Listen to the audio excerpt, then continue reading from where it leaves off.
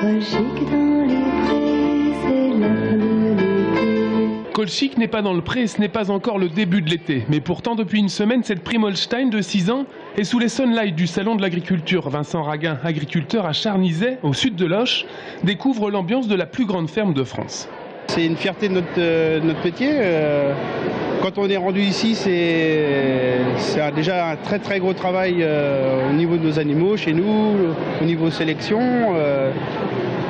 Et puis après, on fait connaître notre métier au public. Colchique aura fini 6e du concours général agricole. Mais au-delà de ça, la prime Holstein, c'est la vache laitière référence. Elle produit en moyenne 30 litres de lait par jour et affiche au compteur 10 800 kg de lait sur une année de lactation, soit 305 jours. Mais aujourd'hui, la filière laitière est en crise, trop dépendante des cours du lait. Aujourd'hui, notre prix du lait est payé à peu près 300 € tonne. Et pour que ce soit bien, il faudrait qu'il soit payé entre 350 et 400 € tonne. J'espère que la situation va évoluer, parce que sinon, dans 15 ans, notre métier il est fichu.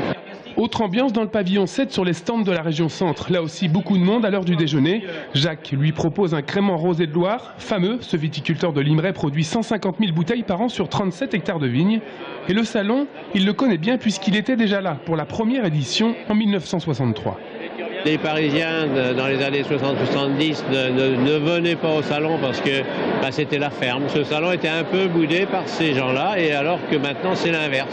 Les gens viennent s'informer, viennent voir ce qui se passe, viennent goûter, viennent rencontrer les producteurs, et je crois que c'est important.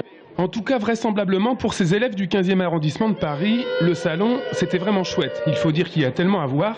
On ne sait plus où donner de la tête entre charolais en séance de brushing ou des moutons tout simplement craquants. Bref, les quelques 700 000 visiteurs auront tous ramené de sacrés souvenirs de leur étape agricole à Paris. Et pour certains, un cheval.